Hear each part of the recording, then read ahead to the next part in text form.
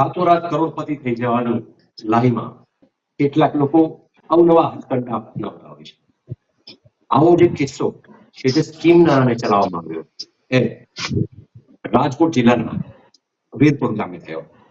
એની વિગતવાર આપણે વાત કરીશું સૌરાષ્ટ્ર ફાસ્ટ ન્યૂઝમાં. નમસ્કાર, હું મનોજ ફારકી. આજે આપણે જે વાત કરવા જઈ રહ્યો છું તે રાજકોટ જિલ્લાના વીરપુર ગામે એક જેટ જલારામ માર્કેટિંગ નામે એક મોટી સ્કીમ બનાવવામાં આવી અને આ સ્કીમ કરનાર જે લોકો હતા એમણે જે હજારો લોકો અને જેના કદાચ કહી શકાય કે કરોડો રૂપિયા કેવી રીતે ચાવ કરી જાય છે અને અચાનક ત્યાં તાળા લાગી જાય છે. ત્યારે આ વાત માટે આપણી સાથે જોડાયેલા છે જે ભોગ બન્યા છે એવા ધર્મેશભાઈ પીપળિયા, જેઓ વીરપુર રહે છે. આપણે ધર્મેશભાઈ સાથે વાત કરીએ કે ધર્મેશભાઈ, આ સ્કીમ શું હતી, તમે કેવી રીતે જોડાયા અને તમે કેટલા એમાં નાણાં ભર્યા છે?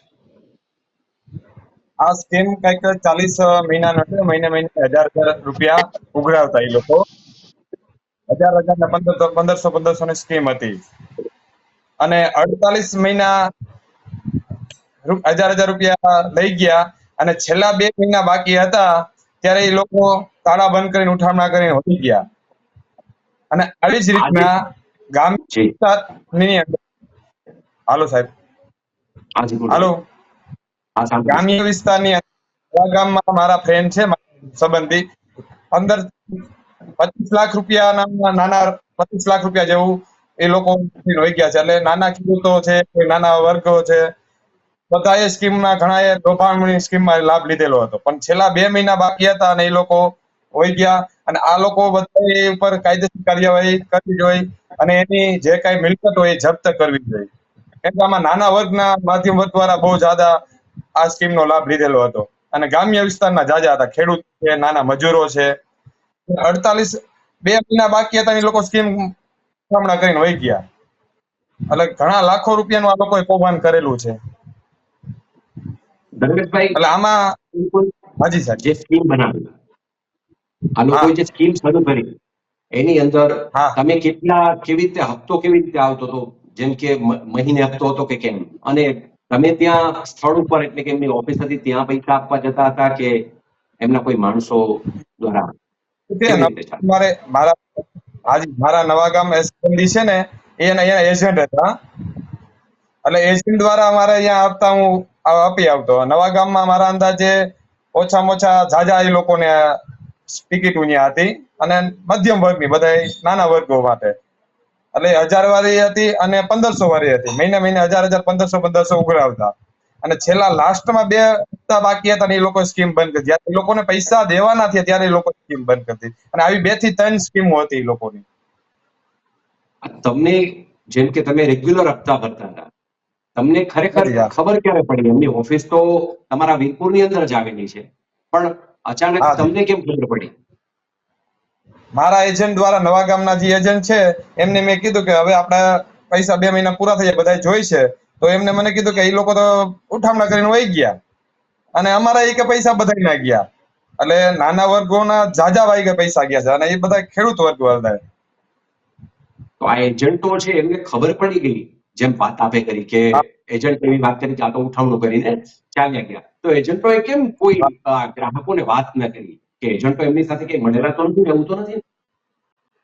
એટલે એજન્ટો તો સાહેબ આમાં એવું છે, બિચારા નાના વર્ગ હોય, કોઈ પાનની દુકાન છે, કોઈ નાના એટલે એવા મિત્ર સર્કલ ગ્રુપ દ્વારા બચત ખાતામાં આવી સ્કીમ નો બધા લાભ લીધેલો. પણ આવી રીતના લોકો કરીને જાય તો કોઈને ખ્યાલ ના આવે સાહેબ. આમ ધર્મેશભાઈ, તમે આપણે જોઈએ છે કે આવી ઘણી બધી સ્કીમોમાં ભારતની અંદર જોઈએ તો અનેક આવા લોકો પૈસા લઈને ગરીબ માણસોના ઉઠી ગયા છે અથવા તો ભાગી ગયા છે, તાળાબંધી કરીને નીકળી ગયા છે.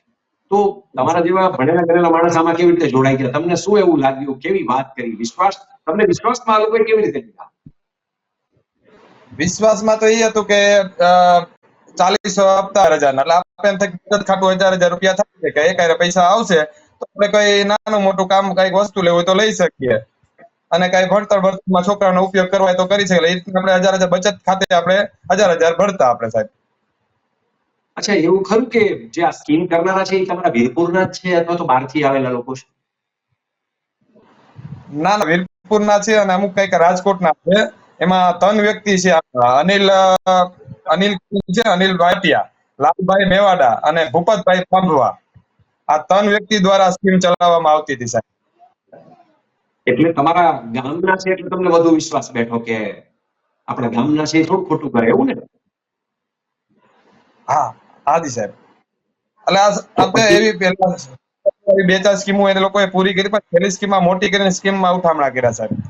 શરૂઆતમાં નાની બરોબર. નાની સ્કીમ એકાદી એટલે માછલી પકડવા માટે જેમ પેલા પેલા કાંટામાં લોટ લગાડવામાં આવે એમ શરૂઆતમાં પેલી લોભામણી જાહેરાતને એકાદ સ્કીમ બે સ્કીમ પૂરી કરી અને પછી અને ઉઠામણી કરી. આ એ રીતના હતા કે પેલા 1000 રૂપિયા જે આપતા ને, પછી અમુક 1000 આપતા છે તો એ લોકોમાંથી કઈક એક બે જણા લોન થોડી ઘણી ને કઈક આપી છે લોભામણીમાં, એમાં ને એમાં લોન આપતા. અને પછી લોકોના સંપર્કમાં કરીને જાજુ કૌભાંડ કરીને નીકળી ગયા સાહેબ, એવી પાવડ છે સાહેબ. આના માટે થઈને તમે કોઈ પોલીસ ફરિયાદ અથવા તો પોલીસમાં અરજી કરી હોય અથવા તો રૂબરૂ કે રજૂઆત કોઈ અધિકારીઓને કરી હોય, એવું ખરું? હાજી સાહેબ, અમારે નવા વિસ્તાર ને અમારે ગોંડલ તાલુકો લાગે, ગોંડલ, એટલે અમારે બધા સાથે રહીને અમે આની રજૂઆત ગણેશભાઈને પણ કરી હતી અમે, અહીંના જે અમારે ધારાસભ્યના દીકરા છે ગણેશભાઈ, એટલે એમને પણ આની થોડુંક તપાસ કરી હતી સાહેબ. ગણેશભાઈનો રિસ્પોન્સ કેવો છે? શું કહે છે કે આ લોકોને પકડી પાડશો અથવા તો પોલીસમાં કોઈ મદદ કરી હોય એવું? પણ ગણેશભાઈ આપ્યો હતો બધી રીતે, જે ભોગ બનનાર હતા એને તરત કીધું કે એની ઉપર અમે એક્શન બધી રીતના લેવડાવશું તમ તારે, અને બને ત્યાંથી જે આ ચીટરો છે એને પકડવા માટે પ્રયત્ન કરાવશું અમે. આ બધું બન્યું એને કેટલો સમય થયો? આ બંધ થયું મારા અંદાજે 8 મહિના, 8 મહિના સાહેબ. 8 મહિના થયા છતાંય હજુ કોઈ પોલીસ કાર્યવાહી થઈ હોય એવું તમારા ધ્યાનમાં હોય તો? જાય સાહેબ, ટૂંકમાં ફરિયાદ તો થઈ છે પણ એની આગળ કાર્યવાહી નથી સાહેબ. એટલે પોલીસમાંથી હજુ પણ કાર્યવાહી થઈ નથી, લોકો રાહ જોઈ રહ્યા છે, બરોબર ને? ધર્મેશભાઈ, તમારો ખૂબ ખૂબ આભાર. આ હતા ધર્મેશભાઈ પીપળિયા કે જેઓ પોતે પણ ભોગ બન્યા છે. તેમણે પોતાના બાળકોનું વિશેષ એજ્યુકેશન માટે થઈને એક પ્રયત્ન કર્યો અને કે આપણે એવું રોકાણ કરીએ, નાની બચત કરીએ કે જેથી કરીને આપણા બાળકનું ભવિષ્ય માટે થઈને એમને જ્યારે એજ્યુકેશનમાં આગળ જરૂર પડે, કોઈ ફી ભરવાની થાય, કોઈ ટ્યુશન ફી ભરવાની થાય, ત્યારે આપણે પૈસા કામ આવશે. પરંતુ આ જે જય જલારામ માર્કેટિંગ નામે જે લોકો સ્કીમ ચલાવતા હતા એ રાતોરાત તાળાબંધ કરીને ઉઠી ગયા. આજે એવા અનેક લોકો છે જે પરેશાન છે, હેરાન છે અને પૈસા જે રોકીને બેઠા છે એ આજે ચિંતિત છે કે અમારા પૈસા આવશે કે કેમ. એ તો યક્ષ પ્રશ્ન છે જ, પણ એની સામે કે પોલીસ કાર્યવાહી 8 મહિના થયા છતાં શા માટે નથી આ ચાલુ થઈ, અથવા તો આ લોકોને શા માટે કોઈ પણ પ્રકારે પૂછપરછ કરવા માટે અથવા તો એની કાર્યવાહી કરવી જોઈએ કે નથી ચાલતી, એવું પણ ચાલે છે. ત્યારે આપણી સાથે આ જ વાતને લઈને જોડાયા છે એડવોકેટ સંજય પંડિત સાહેબ. સંજય પંડિત સાહેબ, આપનું સ્વાગત છે અમારા સ્ટુડિયો પર. Thank you. પંડિત સાહેબ, આજે જે વીરપુરમાં જય જલારામ માર્કેટિંગ નામે જે એક ફ્રોડ થયું એવું કહેવાય છે અને સ્કીમના નામે પૈસા લઈને નીકળી ગયા છે, ત્યારે હું આપની સાથે વાત કરી કે આવી જે સ્કીમો છે એ ખરેખર કોઈક રજીસ્ટ્રેશન નંબર લગાડીને બેસી જતા હોય છે અને કાર્ડ આપી દેતા હોય છે. લોકોને સૌથી મોટો જે વિશ્વાસ આવતો હોય છે મોટે ભાગે તો રજીસ્ટ્રેશન નંબર ઉપરથી આવતો હોય છે. તો ખરેખર આ રજીસ્ટ્રેશન નંબર આવું કરવા માટે થઈને રજીસ્ટ્રેશન નંબર કઈ ઓફિસ આપતી હશે?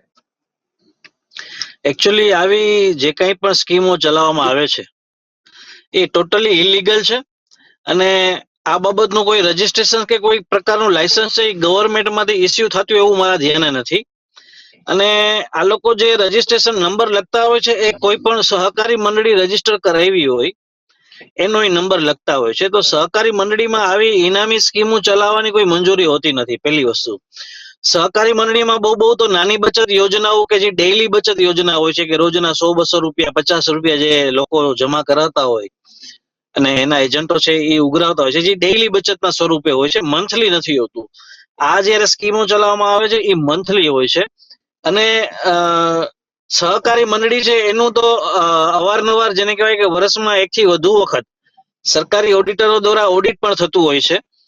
એટલે જો આવી મંડળી કે આવી સ્કીમો જે ચલાવતા હોય મંડળીના રજીસ્ટ્રેશન હેઠળ, તો એવું પણ બની શકે કે એ ચોપડે એની કોઈ નોંધ ન લેવાતી હોય, માત્ર રજીસ્ટ્રેશન નંબર કાર્ડ ઉપર છાપી દેવામાં આવે, જેથી કરીને સામાન્ય પ્રજાનો વિશ્વાસ જીતી શકાય અને લોકો છે એમાં રોકાણ કરવા માટે પ્રેરાય અથવા તો એનો વિશ્વાસ કરે કે ભાઈ આમાં કંઈક સરકારી લાયસન્સ હશે આ લોકોને, અને જેથી કરીને માણસો જેને કહેવાય કે ગેરમાર્ગે દોરાઈ અને પોતાને પરસેવાની કમાણી છે એ આવી લોભામણી સ્કીમોમાં ખોઈ બેસતા હોય છે. પંડિત સાહેબ, આ જે ફ્રોડિંગ કે જે કઈ સ્કીમ થઈ છે ને લોકોના નાણાં જેની અંદર ડૂબી ગયા છે, તો આના માટે કઈ કાયદાની અંદર જે સેક્શનો છે એ કઈ કઈ સેક્શનો છે ને સેક્શનો અંતર્ગત કેટલી સજાઓની જોગવાઈઓ છે, જરા આપ જણાવશો? આમાં આપણી ગુજરાત રાજ્ય સરકારે એક સ્પેશિયલ કાયદો બનાવ્યો છે કે જ્યારે આ પ્રકારના બનાવો ખૂબ જ વધારે બનવા માંડ્યા અને સામે આવવા માંડ્યા સોસાયટીમાં, એટલે જીપીઆઈડી કરીને કાયદો છે, GPID act, Gujarat protection of investor and depositor act, આવો સ્પેશિયલ એક કાયદો છે. અને આમાં જ્યારે કોઈ પણ પ્રકારની રોકાણકારની ફરિયાદ મળે પોલીસને, તો તાત્કાલિક ધોરણે પોલીસે એનો ગુનો દાખલ કરવો જોઈએ એવી આ કાયદામાં જોગવાઈ છે. અને આમાં જીપીઆઈડી એક્ટની કલમ 3 હેઠળ ગુનો દાખલ થાય છે. અને આ સિવાય ઇન્ડિયન પિનલ કોડની કલમ 409, 406, 420, 114, 120B આવી ઘણી બધી કલમો હેઠળ આ ગુનો દાખલ થાય છે આમાં. અને આમાં 7 વર્ષથી લઈ અને 10 વર્ષ સુધીની સજાની જોગવાઈ છે. અને જે જીપીઆઈડી કાયદો છે એમાં તો પોલીસને એટલા બધા પાવર્સ આપવામાં આવ્યા છે કે જે આ ફ્રોડ કરનાર જેટલા પણ આમાં જેને કહેવાય ડિરેક્ટર હોય અથવા તો સંચાલકો હોય કે ભાગીદારો હોય, આ તમામની મિલકતો છે એ જપ્ત કરી એના કોઈ પણ એના મકાન હોય, ઓફિસો હોય, કોઈ જર જમીન જેને કહેવાય કોઈ પણ પ્રકારની સ્થાવર જંગમ મિલકત હોય એ એને ટાંચમાં લઈ અને એનું વેચાણ કરી અને રોકાણકારોના પૈસા છે એ પાછા અપાવવાની સત્તા પણ પોલીસને આ કાયદામાં આપવામાં આવી છે. પંડિત સાહેબ, અત્યારે આ બનાવ જે ઘટના બની છે એને 8 મહિના જેવો સમય થઈ ગયો. કેટલાક લોકોએ અરજી પણ કરી છે. એ અરજીના અનુસંધાને પણ આજે કામ નથી થયું. એટલે પોલીસની એક આની પાછળની રીતિ કઈ સમજાતી નથી કે ખરેખર એમને તપાસ ચાલુ છે એટલે પણ તપાસ ક્યાં સુધી? એટલે આ બાબતે ખરેખર કોઈ આગળ તપાસ જરૂર પડે તો કોઈ વિશેષ કોર્ટનો સહારો લઈ શકાય, નામદાર કોર્ટનો, અથવા તો કોઈ ઉપરી અધિકારીને આપણે કઈ હોય તો દર્શકો એવા ઘણા બધા ભોગ બનનાર પણ અત્યારે જોઈ રહ્યા છે, ત્યારે આપણે આપની તરફથી એવું માર્ગદર્શન મળે તો. આમાં ઘણી વખત એવું બનતું હોય છે કે જે સંચાલકો હોય છે એ બહુ મોટા માથા હોય અથવા તો કોઈ રાજકીય પીઠબળ ધરાવતા હોય, તો આવા કિસ્સામાં છે પોલીસ છે એ જરાક લિબરલ વ્યૂ અપનાવતી હોય છે અને ગુનો દાખલ કરવામાં માણસોને ધક્કા ખવડાવે અથવા જવાબ ન દે એટલે માણસો થાકી જાય અને છેલ્લે ફરિયાદ ન કરે. પણ ખરેખર આવા કિસ્સામાં તો તાત્કાલિક અસરથી પોલીસે ફરિયાદ દાખલ કરવી જોઈએ. અને જો જે તે પોલીસ સ્ટેશનમાં જે ગુનો બન્યો છે જે પોલીસ સ્ટેશનની હદમાં, એ પીઆઈ કે પીએસઆઈ જો ગુનો દાખલ ન કરતા હોય તો એના ઉપરી અધિકારીને તાત્કાલિક અસરથી એસપી ને અથવા તો ડીવાયએસપી ને અથવા તો કમિશનર ઓફ પોલીસ જે એમાં લાગુ પડતા હોય એના ઉપરી અધિકારી એને તરત જ રોકાણકારોએ ફરિયાદ આપવી જોઈએ. અને પોલીસની ફરજ બને છે કે આ કોગ્નિઝેબલ ગુનો છે અને તાત્કાલિક એમાં ગુનો દાખલ થવો જોઈએ. અને જો એ ન કરે તો એ જે તે જવાબદાર અધિકારી ઉપર પણ એક્શન લઈ શકાય છે. અને પોલીસ જો લાંબા સમયથી ફરિયાદ ન નોંધતી હોય તો રોકાણકારો છે એ વકીલની સલાહ લઈ અને નામદાર કોર્ટમાં પણ આ અંગે ક્રિમિનલ પ્રોસિજર કોડની કલમ 156(3) હેઠળ પોલીસ ફરિયાદ દાખલ કરે એ પ્રકારનું હુકમનામું મેળવી શકે છે.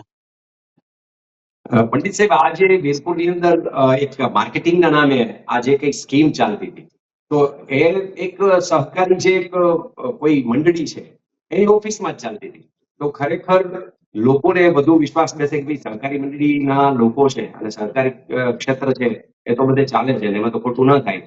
પણ ખરેખર આવી જે સ્કીમો આવી હોય છે એના જે પેમ્પલેટ હોય છે, એના કાગળો હોય છે, લોકો બાજુ ફરતા જ હોય છે, ચારે બાજુ ફરતા હોય છે. એટલે પોલીસ આ બાબતથી અજાણ હોય એવું તો ના માની શકાય. તો ખરેખર કોઈ ફરિયાદ આવે ત્યારે જ પોલીસે આમાં કાર્યવાહી કરવી કે ખરેખર પોલીસે એવી રીતે પણ કાર્યવાહી કરવાની અને પાવર છે? મેં તમને પહેલા જ કીધું કે આ પ્રકારની સ્કીમો ચલાવવી એ ઇલીગલ છે. અને ઘણી વખત એવું પણ બનતું હોય કે આમાં કોઈ મોટા રાજકારણી અથવા તો કોઈ મોટા પોલીસ વાળાઓ હોય એ પડદા પાછળ આમાં ભાગીદાર પણ હોય અથવા તો એને કોઈ નિયત હપ્તા મળતા હોય, એટલે પણ એ ફરિયાદ નોંધવામાં અથવા તો ફરિયાદ ન નોંધાય એ પ્રકારના હથકંડા અપનાવે અને લોકોને ખોટા ધક્કા ખવડાવે, માણસોને હેરાન કરે. પણ મેં કીધું એમ કે જો આટલું બધું બન્યું હોય, આવી રીતે પેમ્પલેટ ખુલ્લે આમ બજારમાં ફરતા હોય, તો આમાં તો ચીટિંગ સિવાયના બોગસ દસ્તાવેજો ઉભા કરવાની કલમો નો પણ ઉમેરો થઈ શકે.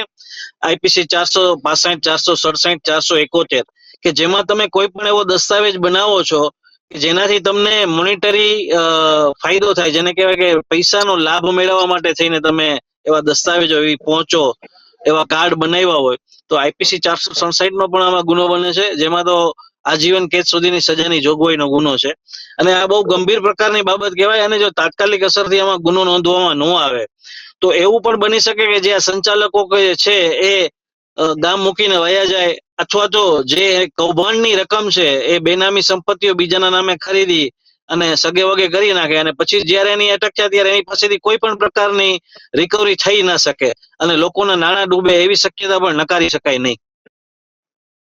પંડિત સાહેબ, વચ્ચેના સમયમાં એટલે કે થોડા સમય પહેલાની વાત કરીએ તો સરકાર તરફથી વ્યાજકવાદ એટલે કે જે લોકો ગેરકાયદેસર વ્યાજના આંકડા ચલાવતા હતા એની સામે લોક દરબારો સરકારે શરૂ કર્યા અને લોકોની સામે જઈને ફરિયાદો લીધી. તો આમાં ખરેખર આજે જ ખોટી સ્કીમો ચાલતી હોય છે. તો લોકોની અવેરનેસ, એક જાગૃતિ માટે થઈને પણ સરકારે આવા કોઈ કાર્યક્રમો ચલાવવા જોઈએ, શું લાગે છે આપને? 100% ચલાવવા જોઈએ. અને આ પ્રકારના બનાવો બને તો એને જેને કહેવાય કે વ્યાપક ધોરણે એનો ફેલાવો થાય અને એની પ્રસિદ્ધિ થાય એવું પણ લોકોના, જેથી કરીને લોકોના ધ્યાને આવે ને લોકો આવી છેતરામણી અને લોભામણી સ્કીમોમાં પડે નહીં. એટલે તાત્કાલિક આમાં ગુનો નોંધી અને કડક પગલા લેવા જોઈએ એવું મારું માનવું છે. અને આ તમામ જેટલા સંચાલકો છે એ બધાની મિલકતો જે કઈ હોય, રહેવાના મકાન હોય, ઓફિસો હોય, જમીન હોય, દાગીના હોય, આ બધા તાત્કાલિક અસરથી કબજે કરવા જોઈએ. અને જે સાચા રોકાણકારોના પૈસા ગયા છે એ આ બધા સંચાલકો પાસેથી રિકવર કરી અને રોકાણકારોને પરત અપાવવા જોઈએ. અને આ તમામ જેને કહેવાય કે ફ્રોડ કરનારી મંડળી છે એના સંચાલકોને જેલના સળિયા પાછળ તાત્કાલિક અસરથી ધકેલવી જોઈએ. ખૂબ ખૂબ ધન્યવાદ પંડિત સાહેબ, આપ અમારી સાથે જોડાયા અને સૌરાષ્ટ્ર ફાસ્ટ ન્યૂઝમાં જે અમને અને અમારા દર્શકોને જે એક કાયદાકીય જાણકારી આપી અને લોકોને પણ એનો ખૂબ જ ફાયદો થશે. ખાસ કરીને જે લોકો ભોગ બન્યા છે એને આપના માર્ગદર્શન હેઠળ ઘણું બધું જાણવા પણ મળ્યું અને જરૂર પડશે તો આગળ આપના માર્ગદર્શન હેઠળ પગલા લેવા માટે 100% કોઈ પણ નાના રોકાણકારોના પૈસા ગયા છે એમાં મારી કોઈ પણ જાતની મદદની જરૂર હોય તો મારી રાજકોટ ઓફિસે આવી અને મારી પાસેથી માર્ગદર્શન લઈ શકે છે. હું 100% જે મારી થતી હશે કાયદાની મર્યાદામાં રહીને બધી મદદ કરીશ. આ તકે સૌરાષ્ટ્ર ફાસ્ટ ન્યૂઝ તરફથી ખાસ આભાર એટલા માટે માનીએ છીએ, આભાર તો માનવો જ જોઈએ પણ ખાસ આભાર એટલા માટે માનીએ છીએ કે સાહેબે આપી કે જ્યાં મારી જરૂર પડે ત્યાં, એટલે કે જે લોકો ભોગ બન્યા છે એના માટે પણ એમની જે તૈયારી છે. પંડિત સાહેબ, ફરી એક વખત આપનો ખૂબ ખૂબ આભાર મારી સાથે જોડાવા માટે થઈને. તો આ વાત હતી વીરપુર અંદર જય જલારામ માર્કેટિંગ નામે જે લોકો એક ફ્રોડિંગ ચલાવ્યું છે અને જે પેમ્પલેટો બહાર પાડી છે એને તમે વાંચો તો પણ કોઈ પણ માણસ લોભાઈ જાય કે જીવનને ધબકતું રાખવા જેમ શ્વાસની જરૂર છે તે જ રીતે સંબંધોને લહેકાવા રાખવા માટે વિશ્વાસની જરૂર છે. એટલે કે વિશ્વાસની વાતો કરીએ. સહકારી મંડળીનું જે બેનર લગાવીને સહકારી મંડળીની ઓફિસમાં આવું જય જલારામ માર્કેટિંગ નામે એક ફ્રોડિંગ ઊભું કરી અને લોકોને જે એક લૂંટવાનો પ્રયત્ન કરવામાં આવ્યો છે અને આજે બધા ગુમ થઈ ગયા છે. કોઈના ફોન ચાલુ નથી, બધાના ફોન સ્વિચ ઓફ આવે છે. તો આવા લોકોની સામે એક એપ્લિકેશન પણ થઈ છે, ફરિયાદો પણ થઈ છે, અરજીઓ થઈ છે, પણ હજુ એનો પર કોઈ કાર્યવાહી શરૂ થઈ નથી. એવા અનેક પરિવારો છે કે જેને પોતાના બાળકોના એજ્યુકેશન માટે થઈને, પોતાની કોઈ એવો પરિવાર છે કે જેને પોતાની દીકરીને પરણાવવા માટે થઈને અને લગ્ન સમયની અંદર જે ગાડી મહેનત કરીને લોહી પરસેવો કરીને જે પૈસાની બચત કરી છે અને એ જે પૈસા છે, એ જે નાણાં છે એને એમાં વધુ આવક થાય અને દીકરીના લગ્ન છે એ ખૂબ સારી રીતે કરી શકીએ, દીકરાને કે દીકરીને ખૂબ સારી રીતે ભણાવી શકીએ અને એને એના જીવનને આપણે ખૂબ ઉજાગર કરીએ. એના માટે થઈને જે પરિવારોએ પ્રયત્ન કર્યો છે, એવા જે ગરીબ પરિવારો છે, એવા જે ખરેખર મધ્યમ વર્ગીય પરિવારો છે કે જેમના પૈસામાં ડૂબ્યા છે, એમાં તાત્કાલિક અસરથી અમે સરકારને પણ વિનંતી કરીએ છીએ, આ સાથે વીરપુર પોલીસને પણ વિનંતી કરીએ છીએ કે તાત્કાલિક અસરથી એમની સામે પગલાં લેવા જોઈએ.